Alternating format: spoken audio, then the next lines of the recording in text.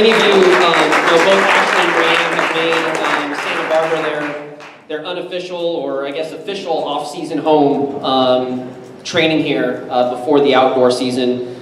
I was trying to think of another athlete since Steve Prefontaine that has really captured the hearts and minds of Oregon. You were born in Portland, you were raised in Bend, Oregon, you went to U of O, currently live in Eugene, of course. For those who might not be as familiar with Ashton's accomplishments, he won 5 NCAA championships for the Ducks, won the 2010 Bowerman Award, which is track and field's Heisman, the Heisman Trophy for track and field. Won 6 international gold medals, including the 2012 decathlon title in London, and recently had the world indoor heptathlon title, and of course has the world records in both.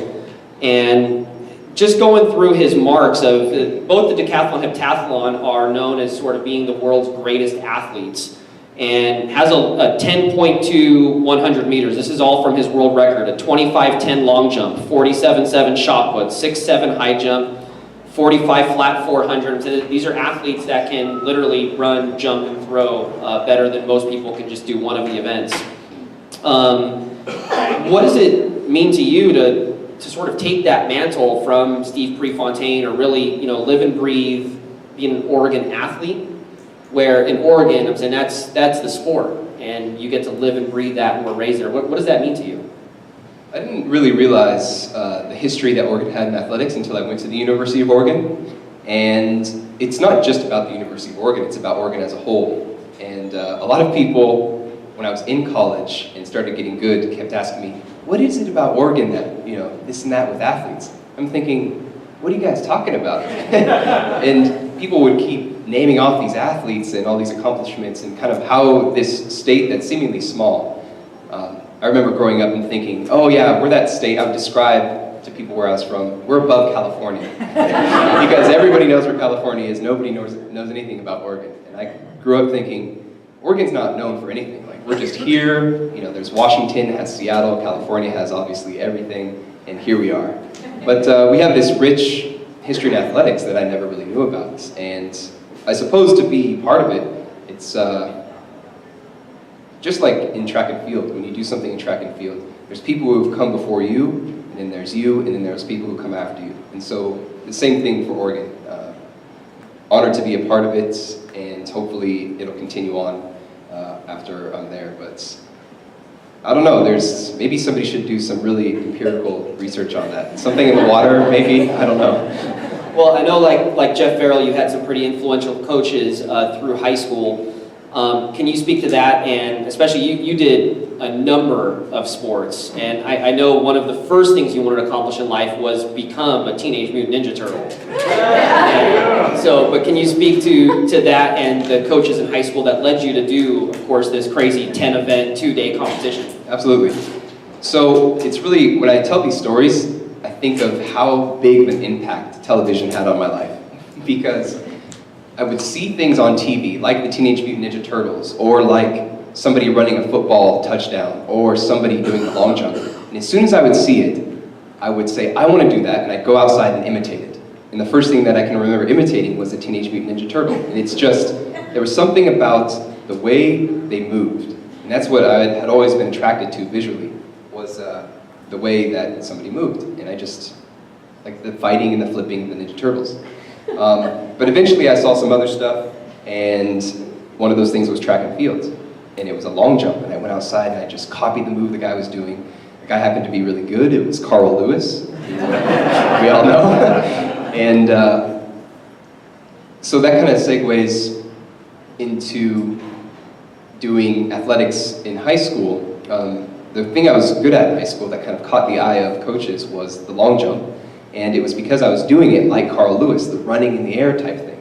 And in Oregon, you just didn't see that. And they said, where did you learn that? And I said, oh, I saw this guy on TV do it. And so, sorry, I think I have something in my eye. But somehow, I've always had really good coaches, and I'm not sure why, but they were able to figure out that whatever they described, I would do exactly what they described.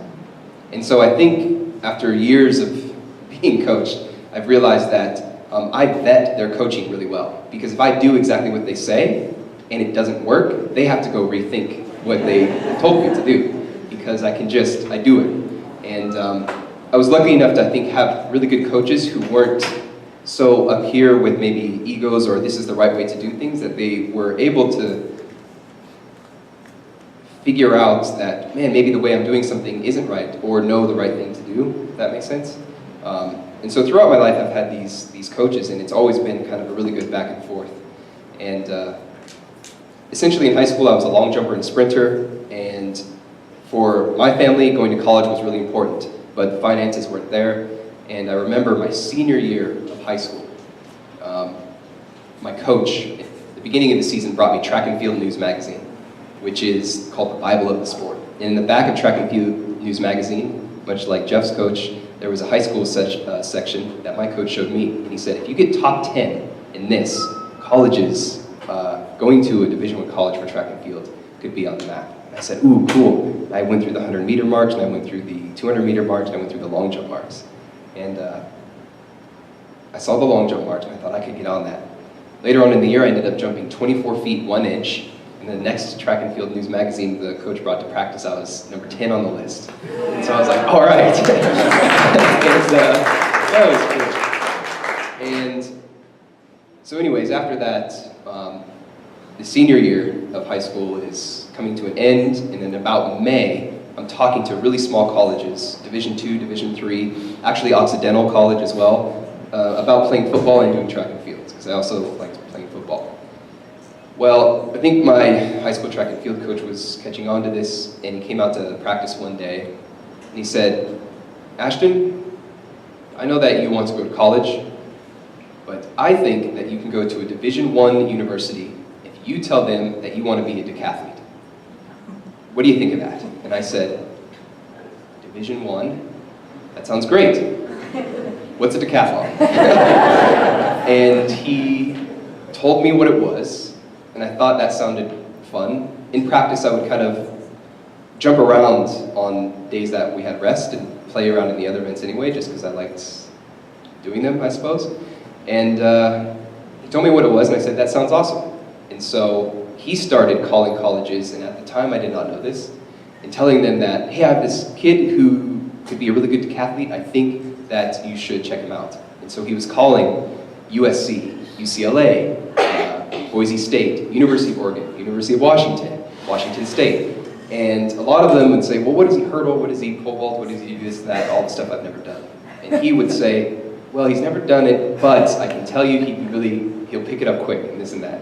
And he said he just got a lot of clicks on the phone. But lucky for me, there was a meet in Oregon, and because it's close to the University of Oregon coach came there.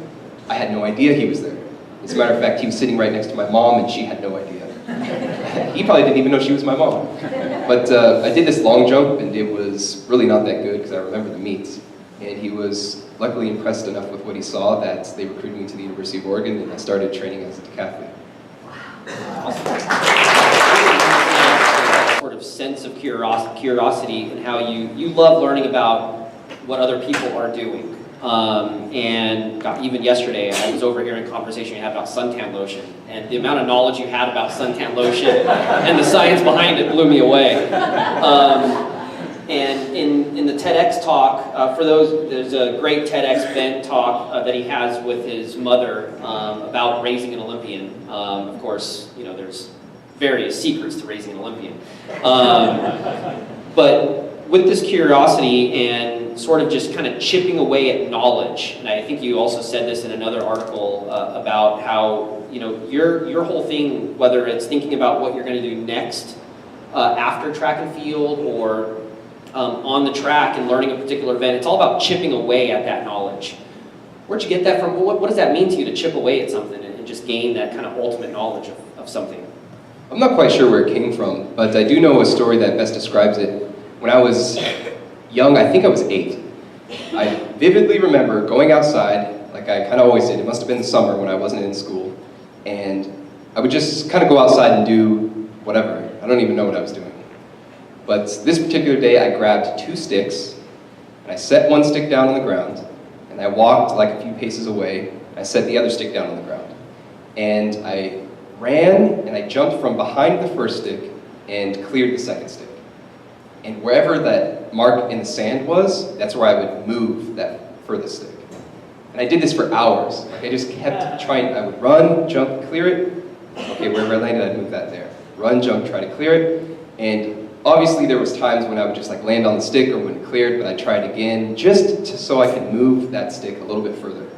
And so, as far as I can tell, it had always been innate. Because I remember that story, or just that day so well, and I don't know why I would do something like that. But it seems as if I've just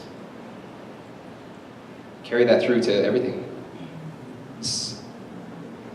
When I was younger, I would get asked this question, and it was funny because I looked back on articles somehow I found of things I had said when I was in high school, and if I jump 27 feet, 1 inch, if I jump 27 feet, 1 inch again, it just feels really unsatisfactory.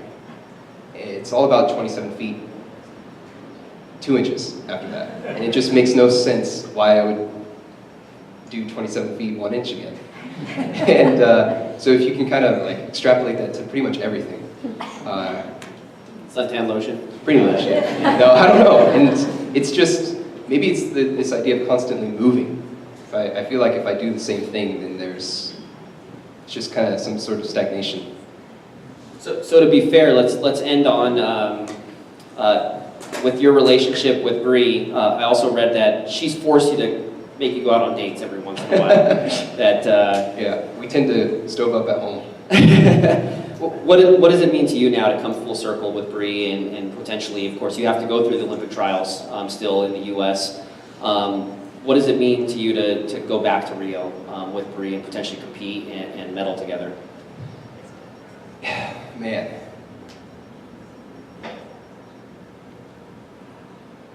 It's, I